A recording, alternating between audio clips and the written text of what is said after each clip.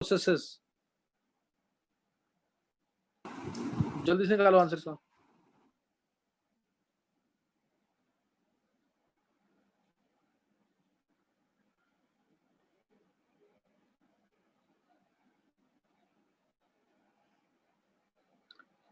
तो types of processes पढ़ रहे हैं हम। आइसोथर्मल प्रोसेस के अंदर लिया है मैंने।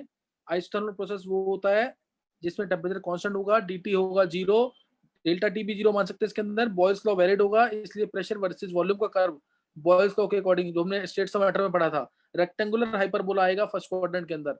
अब मैंने तुम्हें दिया है isothermal reversible expansion of an ideal gas है, तो इसमें क्या क्या 0 होगा और क्यों होगा, जल्दी से आंसर देंगे इसका।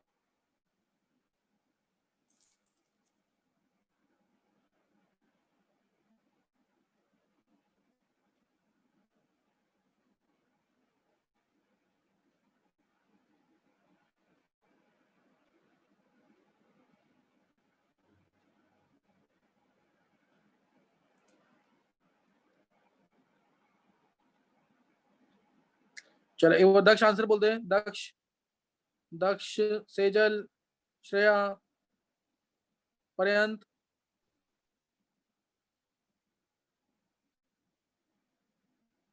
हाँ हाँ सही लावण्य, बोलो क्या क्या होगा इसके अंदर, देखो ध्यान दो। दक्ष बोला आंसर एक बार। लक्ष्य,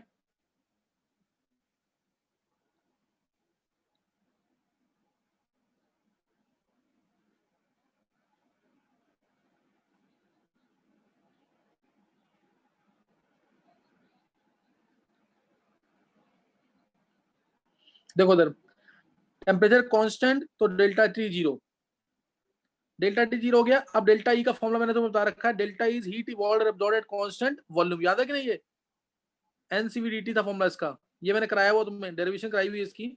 delta E is equal to n C v d T होता है अगर डेल्टा ई क्या है, internal energy change which is at constant volume, तो एनसीवीडीटी होता है ये, और डीटी 0 है इसलिए ये भी 0 हो गया। फिर डेल्टा एच होता है n C p d T, it is heat evolved absorbed at constant pressure, तो ये भी 0 हो गया।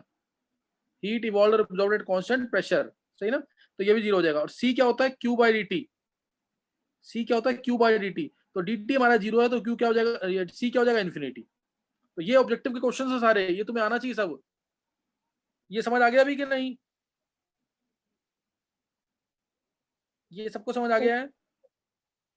Yes sir. तो आंसर नहीं बोलोगे तो कभी कॉन्फिडेंस नहीं आएगा, तुम्हें से किसी ने नहीं आंसर दिया इसका। नेक्स्ट नोट करना है, आइसोथर्मल वेपराइजेशन, अगर मैं बोलता हूं ध्यान से सुनना उसमें, isothermal vaporization of water, isothermal vaporization of water, isothermal vaporization अगर हो रहा है वाटर का, तब क्या 0 होगा, डेल्टा टी है, डेल्टा ई है, डेल्टा एच है। अब बताओ अब क्या 0 होगा इनमें से, आइसोथर्मल वेपराइजेशन ऑफ वाटर,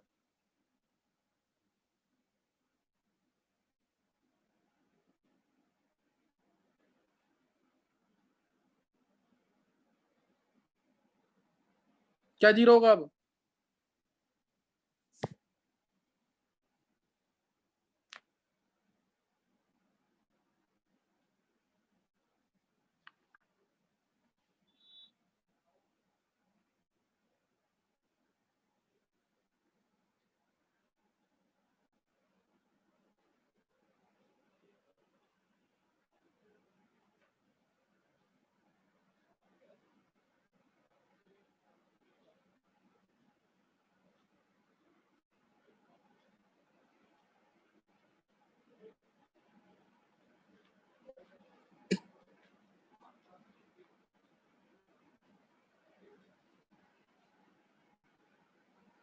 चलो देखो एक बार सुन लेंगे आंसर।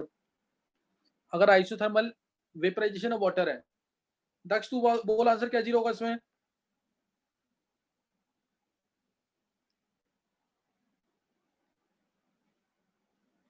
Sir delta T. हाँ बिल्कुल सही है। तुम लोग सोच नहीं पा रहे वाले बच्चे, अब इस केस में सिर्फ डेल्टा टी 0 होगा, delta E not equal to 0, delta H not equal to 0। ये ध्यान रखना, आइसोथर्मल वर्ड कभी भी आएगा ये सारी टर्म 0 होती है हमेशा, लेकिन अगर फेस चेंज हो रहा है, तुम खुद सोच के देखो, किसकी इंटरनल एनर्जी ज्यादा होगी, गैस की कि लिक्विड की? नेचुरल सी बात है, गैस के मॉलिक्यूल ज्यादा मूव करेंगे तो उसकी इंटरनल एनर्जी क्या होगी, ज्यादा होगी, तो कभी भी जीरो नहीं होगा, वो कभी भी जीरो नहीं होगा। इसलिए अगर फेज वेपराइजेशन का मतलब क्या है, लिक्विड से गैस बनना, लिक्विड से गैस बनना, तो उस केस में इंटरनल एनर्जी नेचुरल सी बात है चेंज होगी। सेम टेम्परेचर, टेम्परेचर अभी भी सेम है क्योंकि आइसोथर्मल है।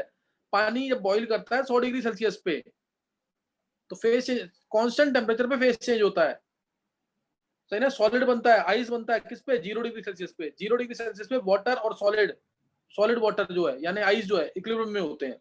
100 डिग्री सेल्सियस पे लिक्विड वाटर और गैसियस वाटर, वेपर्स वाटर के जो हैं वो इक्विलिब्रियम में होते हैं। तो ध्यान रखना, फेज चेंज कभी भी होगा तो डेल्टा ई और डेल्टा एच जीरो नहीं होंगे। तो ये मैंने बताया डिटेल किसकी, आइसोथर्मल की। और आइसोथर्मल प्रोसेस कब मानोगे तुम, जब एडियाबैटिक है सिस्टम की कंडक्टिंग वॉल्स है, मतलब कि थर्मली कंडक्टिंग वॉल्स है। बता रखा ना, कंडक्टिंग वॉल्स होनी चाहिए। कंडक्टिंग वॉल्स होंगी तो ही क्या होगा, अगर टेम्परेचर कम है तो बाहर से हीट अंदर आ जाएगी, टेम्परेचर कांस्टेंट। अगर टेम्परेचर ज्यादा है तो अंदर की हीट बाहर चली जाएगी, टेम्परेचर कांस्टेंट। तो कंडक्टिंग वॉल्स होंगी तो ही प्रोसेस आइसोथर्मल हो सकता है, नहीं तो नहीं होगा, सही ना। तो ये चीज ध्यान रखना इसके अंदर। तो नेक्स्ट नोट करना आ गया, ये मैंने डिटेल दी किसकी, आइसोथर्मल प्रोसेस की। ऐसे तुम आप चेक करोगे ना, जब जेईई एडवांस के नीट के क्वेश्चन करोगे तो तुम कहोगे हाँ सारी बातें बताई पहले से ही तुम्हें पता है। तो इसलिए ये सब चीजें आनी चाहिए, इसको भूला नहीं बिल्कुल भी। तो नेक्स्ट नोट करना आगे,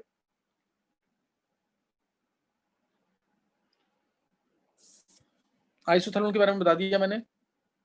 अब आइसोथर्मल में एक चीज और, आइसोथर्मल के लिए हमें पता है कि पी वी टू कांस्टेंट होगा, पी वी टू कांस्टेंट होगा। पी वर्सेस वी का कर्व मैंने बना लिया, ये कर्व आता है ऐसा, rectangular hyperbola in the first quadrant. Balls में पड़ा हुआ टी कांस्टेंट है, यहाँ पे टी कांस्टेंट है। अगर मेरे को चाहिए इसका स्लोप, तो स्लोप क्या होगा, डीपी बाई डीवी। स्लोप क्या होगा इसका, डीपी बाई डीवी। तो इसलिए लिखा मैंने पी इक्वल टू के बाई वी, तो यहां से आ गया डीपी बाई डीवी। आइसोथर्मल के केस में डीपी बाई डीवी क्या आ जाएगा, माइनस के बाई वी स्क्वायर। पता है डिफरेंशिएट करेंगे तो, और के बाई वी क्या है, पी। के बाई वी क्या है, पी। तो इसलिए एक के बाई वी को मैं पी लिख रहा हूँ, तो माइनस पी बाई वी आ गया। तो स्लोप आ गया इसका, डीपी बाई डीवी आ गया यहाँ से माइनस पी बाई वी। किसी को doubt? This is the slope of isothermal process, slope of isothermal process. dy by D X slope होता है, वो मैंने निकाला है, माइनस पी बाई वी इसका स्लोप है, नेगेटिव में माइनस पी बाई वी। किसी को कोई भी डाउट है तो पूछ सकते हो।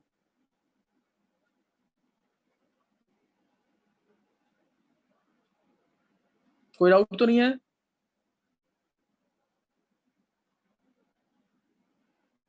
चलो नेक्स्ट नोट करेंगे अब। नेक्स्ट प्रोसेस, एक प्रोसेस मैंने डिटेल में डिस्कस कर दिया, कौन सा, isothermal. Now it is isobaric process. Isobaric process, इसमें क्या होगा, नाम से पता लग रहा है, प्रेशर क्या होगा, कांस्टेंट।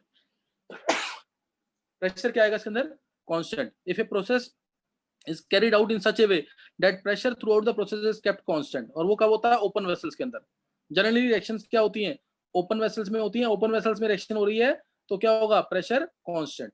तो इसमें प्रेशर कांस्टेंट रहेगा, पी एक्सटर्नल पी इंटरनल बराबर होगा। पी एक्सटर्नल स्कूल के लिए डेफिनेशन पढ़नी है ना, अगर जो मैंने पीछे इतना डिटेल में कराया है, तुम्हें करना ही नहीं इतना। आइसोथर्मल प्रोसेस बोला तो तुम बोलोगे ऐसा प्रोसेस जिसमें टेम्परेचर कांस्टेंट है वो आइसोथर्मल। आइसोबारिक प्रोसेस क्या है, ऐसा प्रोसेस जिसमें pressure through out the process constant है वो आइसोबारिक। बस इतना करना है स्कूल के लिए, मैं डिटेल दे रहा हूं यहाँ पे तुम्हें। आइसोबारिक प्रोसेस है तो अगर प्रेशर कांस्टेंट है थ्रू आउट द प्रोसेस तो आइसोबारिक है। ये जनरली किसमें होगा, ओपन वेसल्स के अंदर। ओपन वेसल्स में हो रहा है, इस वजह से पी एक्सटर्नल और पी इंटरनल क्या होंगे, बराबर होंगे। पी एक्सटर्नल और पी इंटरनल क्या होंगे, बराबर होंगे। जैसे अगर डब्ल्यू की बात करूं मैं, वर्क डन की, माइनस पी एक्सटर्नल डीवी होता है, तो मैं इसको माइनस पी इंटरनल डीवी भी लिख सकता हूं। और पी इंटरनल तुम्हें पता ही है क्या होता है, N R T by V, N R T by V. तो वो भी तुम कर सकते हो। और इस केस में सी जो होगा वो सीपी के इक्वल होगा। हीट कैपेसिटी किसके इक्वल होगी, molar heat capacity eight constant pressure. और अगर मैं पी वर्सेस वी का कर्व बोलूं तुम्हें बनाने को, इसका पी वर्सेस वी का प्रेशर क्या होना चाहिए, कांस्टेंट, इसलिए कर्व ये बन गया। ये प्रोसेस आइसोबारिक है।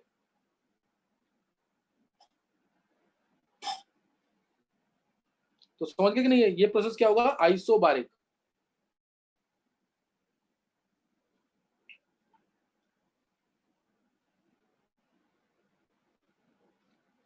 नेक्स्ट नोट करेंगे, ये आइसोबारिक है, C इक्वल टू CP होगा क्योंकि कांस्टेंट प्रेशर है, कांस्टेंट प्रेशर है, इसलिए C किसके इक्वल होगा, CP के इक्वल, डेल्टा P इसमें कह लो 0 होगा। नेक्स्ट नोट करेंगे isochoric, third process,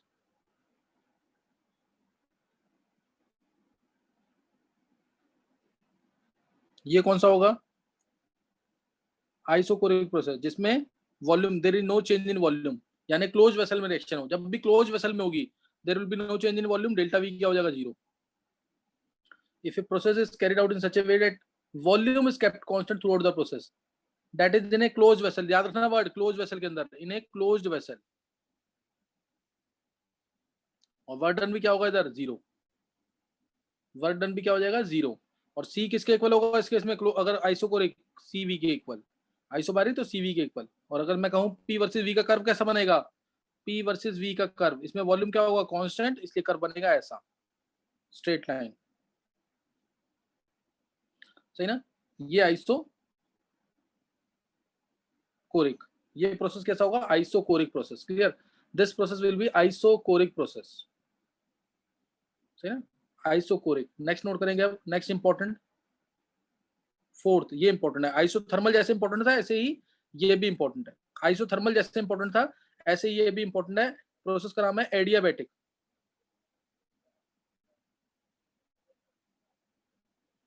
adiabatic process,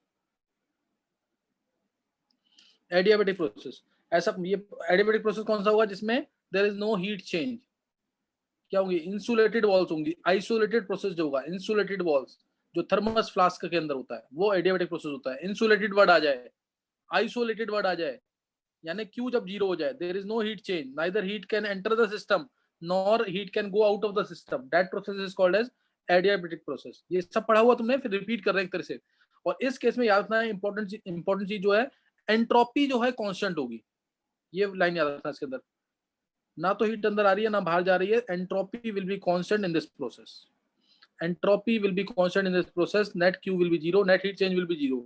जैसे अगर मैं तुमसे इसके अंदर बोलता हूं तो तुम्हें बताना क्या क्या 0 होगा, और इसका कर्व भी ऐसे ही बनता है, ये याद रखेंगे, प्रेशर वर्सेस वॉल्यूम का कर्व सेम बनता है, इसका कर्व भी ऐसे ही,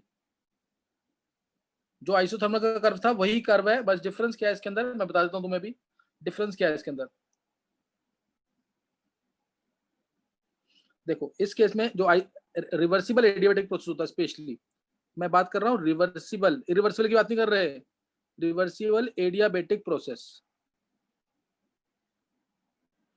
उसके अंदर क्या होता है, ये मैंने रिलेशन तुम्हें पहले भी बताई हुई है, PV raise to gamma is equal to constant and gamma is greater than 1। Gamma की वैल्यू तुम्हें बता रखी है, मोनोटॉमिक के लिए 1.67, मोनोटॉमिक के लिए 1.67, डायटोमिक के लिए 1.4, और ट्राइटोमिक के लिए या पॉलीटोमिक के लिए 1.3 वैल्यू होती है। PV raise to gamma is equal to constant होता है, PV raise to gamma is equal to constant होता है। ये कौन सा प्रोसेस है, एडियाबैटिक, ये कौन सा है एडियाबैटिक, ये या तो ये रिलेशन कर लो या फिर TV raise to gamma minus 1 is equal to constant, ये डिराइव कर सकते हो तुम, P की जगह nRT बाय V पुट करो, मैंने पहले भी बताया हुआ है, nRT बाय V पुट करो, V raise to gamma is equal to constant, NR हटा दो, कांस्टेंट है क्योंकि दोनों साइड कैंसिल हो जाएगा, तो ये आ गया TV gamma raise to minus 1 is equal to constant, TV gamma raise to 1 minus gamma minus 1 is equal to constant, या फिर T और P की रिलेशन निकालनी है तो TP 1 minus gamma by gamma आएगा, TP 1 माइनस गामा अपॉन में whole gamma, this is equal to constant, ये रिलेशन याद रखना। This is for reversible adiabatic process, this relation is for reversible adiabatic process, clear, this relation is for reversible adiabatic process. और gamma में हमें भी पढ़ना है, हालांकि ये टॉपिक फिजिक्स का है, मैं थोड़ा सा तुम्हें बताऊंगा यहाँ पे, ये टॉपिक फिजिक्स का है लेकिन करेंगे इसके अंदर भी।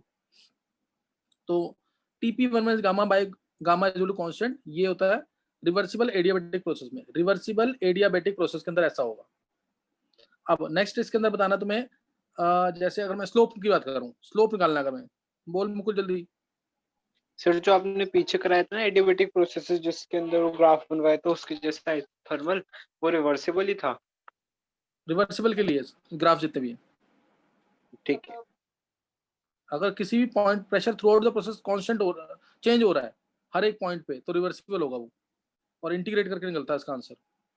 अब देखो PV raise to gamma is equal to constant, इसका स्लोप निकाल रहा हूं मैं, इसका मैं स्लोप निकाल रहा हूँ, जैसे मैंने पीछे आइसोथर्मल का स्लोप निकाला था, मैं ऐसे ही यहाँ भी स्लोप निकाल रहा हूँ, K V raise to minus gamma आ जाएगा, डीपी बाई डीवी निकाल रहे हैं यहाँ पे, डीपी बाई डीवी ये आएगा minus K gamma V minus gamma minus 1, ये आएगा स्लोप इसका कि नहीं? DP by DV, DP by DV की वैल्यू ये आ जाएगी, एक बार चेक कर लेंगे, तो यहां से आ गया K V raise to minus gamma, के एक minute, K V raise to minus gamma की जगह क्या लिख सकते हैं हम ऊपर से देख करके, K V raise to minus gamma की जगह लिख सकते हैं हम यहाँ से P, K V raise to minus gamma की जगह मैं पी लिख रहा हूं, तो ये आ जाएगा यहाँ से माइनस गामा और पी बाय वी, ये चक्कर आ रहा है कि नहीं? ये के की जगह और V raise to minus gamma की जगह सिर्फ इतने पार्ट की जगह क्या लिख सकते हैं? पी ऊपर से देख करके, इक्वेशन 1 से देख करके, ये तो सिंपल डिफरेंशिएशन है, खुद कर सकते हो। तो डीपी बाई डीवी आ गया यहाँ से minus gamma P by V, minus gamma P by V, तो इसका जो स्लोप है, अब तुम्हें क्या पता लगा, इसका जो स्लोप है it is slope of adiabatic process is gamma times P by V, यानी gamma times slope of isothermal process. Mode की बात कर रहे हैं, मोड में स्लोप ऑफ आइसोथर्मल प्रोसेस, यानी स्लोप किसका जा रहा है? स्लोप किसका ज्यादा हो गया?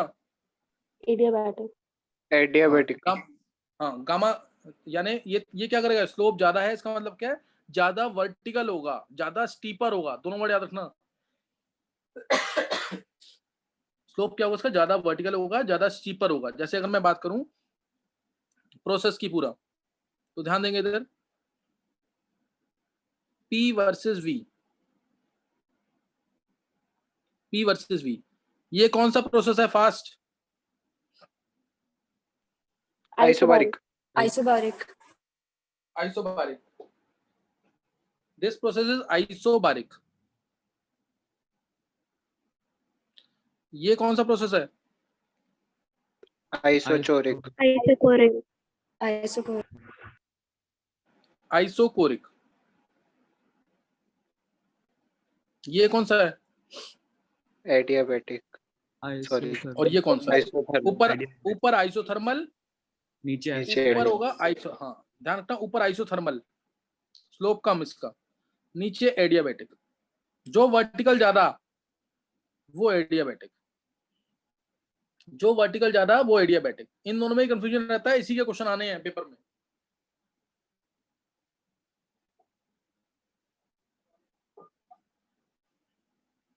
किसी को पूछना तो पूछ सकते हो, स्लोप इसका ज्यादा है, ज्यादा स्टीपर है, ज्यादा नीचे गिरेगा, ये ज्यादा वर्टिकल होगा। एडियाबेटिक का स्लोप जो है गामा इसका ज्यादा, इसका गामा ज्यादा है क्योंकि गामा की वैल्यू ग्रेटर देन 1 होती है, इसलिए इसका स्लोप ज्यादा होता है। ध्यान रखना इस चीज का, इसका स्लोप क्या है? ज्यादा है।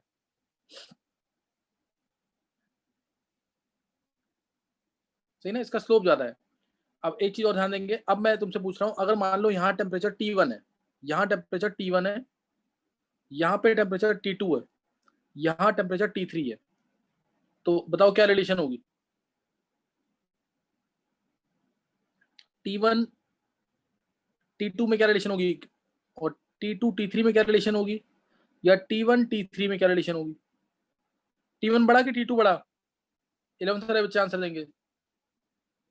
T1 बड़ा होगा, T2 बड़ा होगा? पहली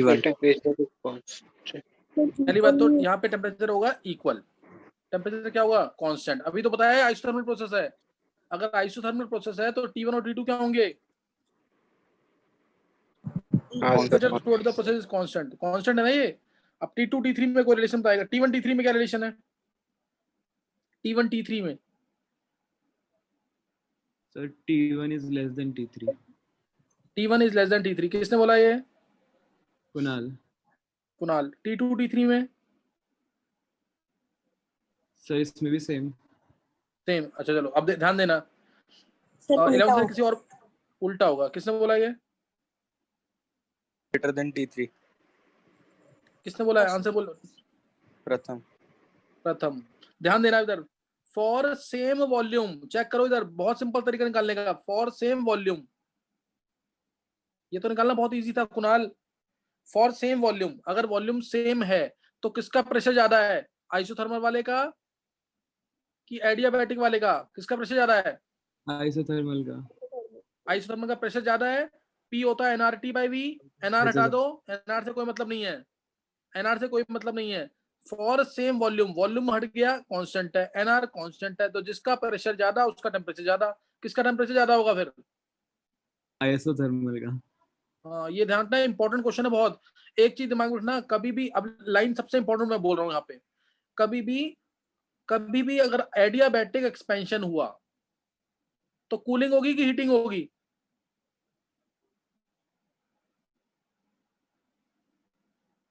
सर कूलिंग होनी चाहिए. हाँ, कूलिंग होगी, ध्यान रखना इस चीज का। अभी तुमने देख लिया ना, टेम्परेचर कम हुआ है, इसलिए एडियाबैटिक एक्सपेंशन में हमेशा कूलिंग होगी, याद रखना, ये भूलना नहीं बिल्कुल भी। एडियाबैटिक एक्सपेंशन है then always cooling will take place. ये बहुत बार ऑब्जेक्टिव में यूज होगा, एडियाबैटिक एक्सपेंशन में क्या होगा? कूलिंग। अच्छा, नेक्स्ट बताना तुम्हें, नेक्स्ट टर्म तुम्हें बताना है कि किस केस में वर्क डन जो है किस केस में ज्यादा होगा, आइसोथर्मल में कि एडियाबैटिक में? वर्क डन किस केस में ज्यादा होगा, एडियाबैटिक में, आइसोथर्मल में? बोलो, वर्क डन वर्क आइसोथर्मल ज्यादा होगा कि वर्क एडियाबैटिक ज्यादा होगा?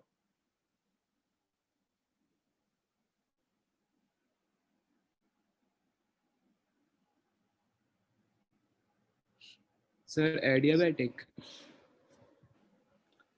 वर्क हमेशा आइसोथर्मल का ज्यादा होगा। Isothermal. Area under the curve check करो, आइसोथर्मल का, याद रखना, ये सारे इंपॉर्टेंट क्वेश्चन ऑब्जेक्टिव्स के हैं जो मैं पूछ रहा हूँ तुमसे। रीजन, तुम एरिया चेक करो, area under the curve isothermal में ये ज्यादा है, area under the curve gives work done, ये एरिया आ रहा है इसके अंदर।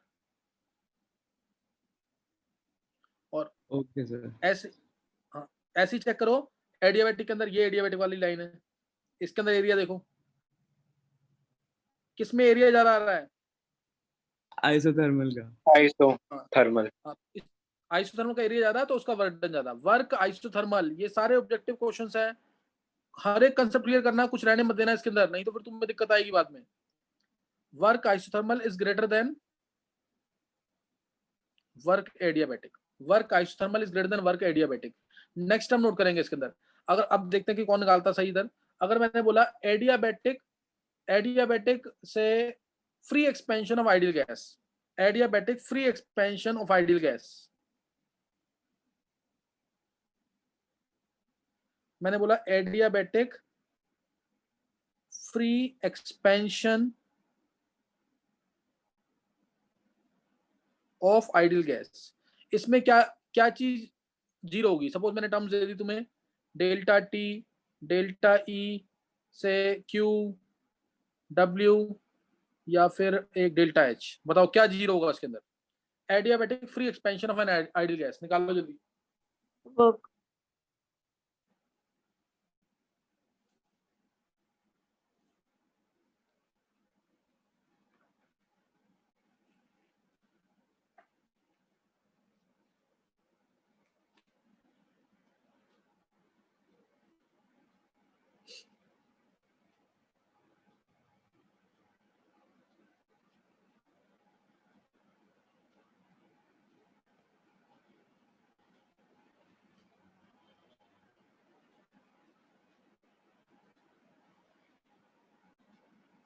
सही है कशिश?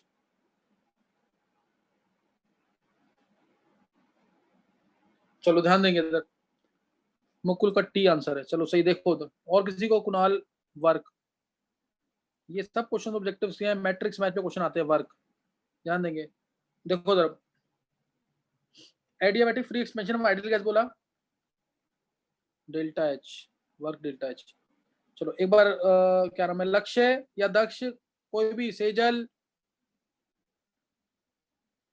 कोई भी बच्चा एक्सप्लेन कर दे एक बार, पर्यंत, BCD। चलो मैं आंसर बोल रहा हूँ उसका फिर। दक्ष एक बार एक्सप्लेन कर जल्दी से। दक्ष दक्ष थोड़ा जल्दी बोल।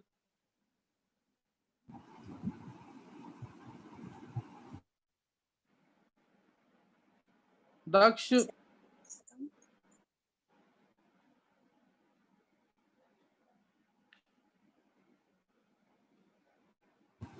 सर वर्क क्या है? हाँ बता क्या जीरो होगा इसमें? वर्क होगा सर। वर्क जीरो होगा। लक्ष्य है इसमें कि नहीं? सर मैं ट्राई करूँ। चलो बोलो, ये कशिश बोलो तुम। सर क्यू तो 0 होगा ही क्योंकि एडियाबैटिक प्रोसेस है। बहुत अच्छे, क्यों तो जीरो होना ही है, एडियाबैटिक है, बिल्कुल सही है। फिर सर फ्री एक्सपेंशन है तो एक्सटर्नल फोर्स नहीं है तो W भी 0 हो गया। बहुत अच्छे। फिर सर एक डेल्टा मिनट ई। कशिश, एक minute. Free expansion means P external is zero. P external zero का मतलब वर्क डन जीरो हो गया। वर्क डन क्या होता है? Minus P external DV. बहुत अच्छे कशिश, आगे। फिर sir delta E Q plus W होता है, दोनों 0 है तो वो भी 0 हो गया। डेल्टा ई भी जीरो हो गया। डेल्टा ई होता है क्यू प्लस डब्ल्यू।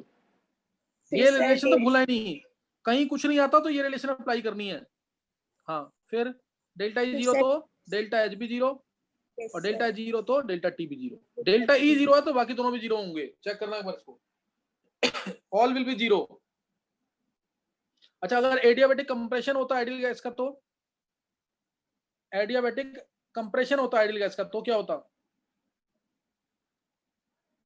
तब सिर्फ क्यू जीरो होता, ध्यान रखना। Only Q will be zero.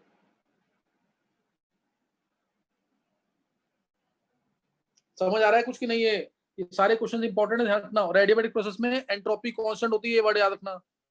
आगे पढ़ाऊंगा एंट्रोपी क्या चीज है। Entropy is constant in adiabatic process.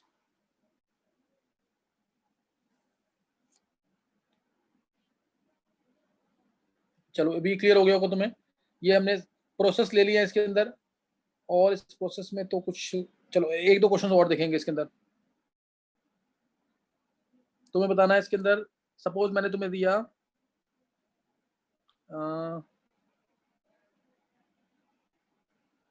एक ऐसे दे दिया,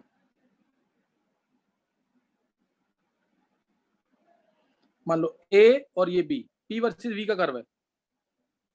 कौन सा इसमें से एडियाबैटिक है? ए है कि बी? एडियाबैटिक कौन सा है और आइसोथर्मल कौन सा है? ए और बी में से फास्ट एडियाबैटिक कौन सा, आइसोथर्मल कौन सा है?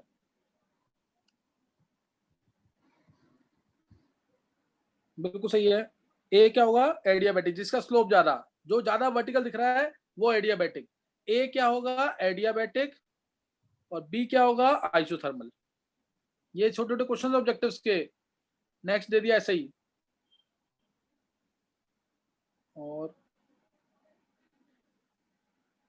एक मिनट को,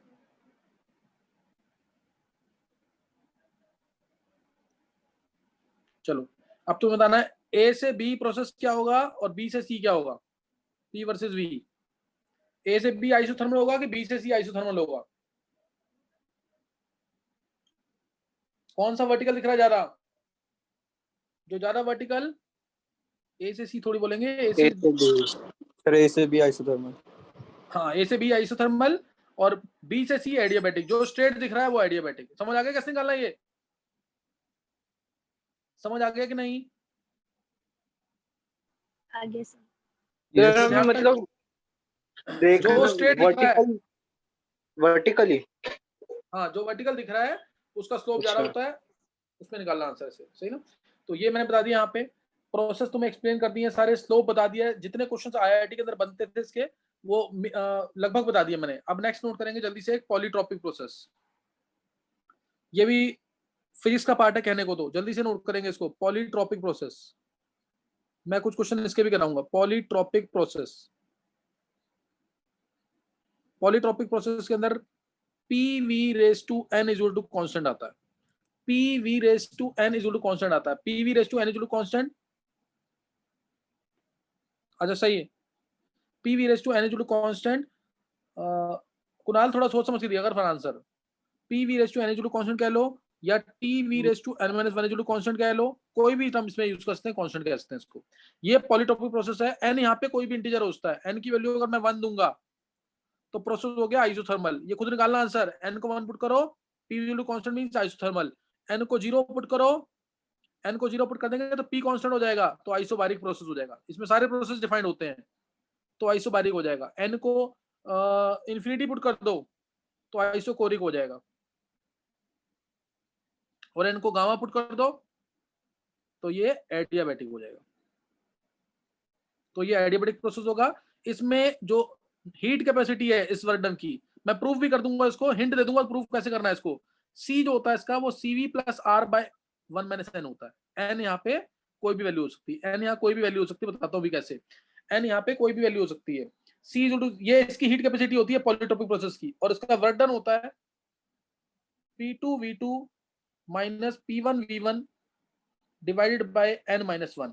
गामा लगा देंगे तो ये वर्डन फॉर रिवर्सिबल एडियाबैटिक प्रोसेस हो जाएगा। ये दोनों फॉर्मूले याद रखना, ये पॉलीट्रोपिक प्रोसेस के लिए है, ये फॉर्मूले किसके लिए है, पॉलीट्रोपिक प्रोसेस के लिए। मैं इसका क्वेश्चन भी कराऊंगा, डेरिवेशन भी बताऊंगा, इसकी हिंट दूंगा डेरिवेशन का। एक क्वेश्चन नोट करेंगे इसका पहले जल्दी से।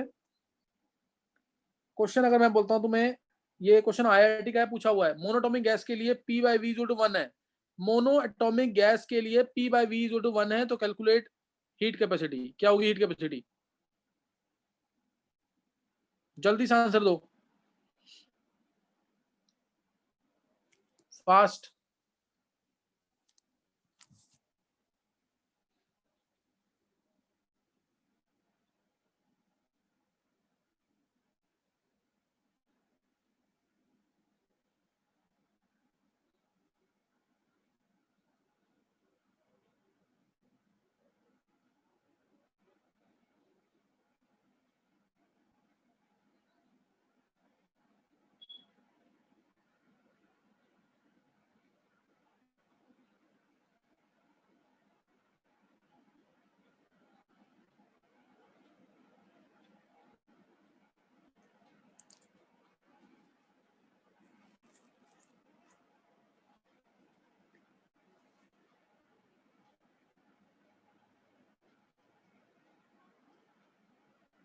बोलना किसी को आंसर?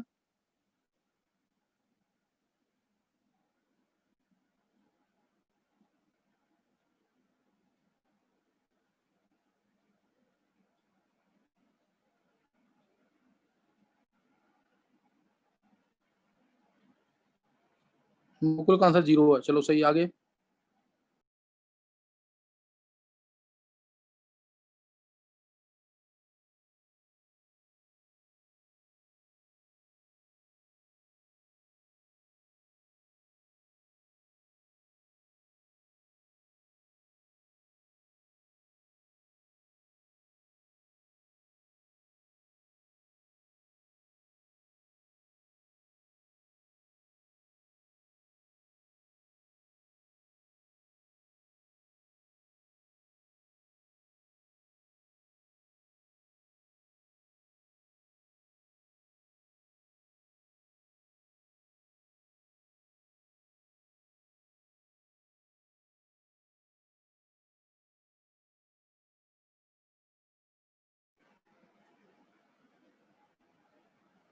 ये डेरिवेशन मैंने की है, डेरिवेशन खुद करना ट्राई इसमें।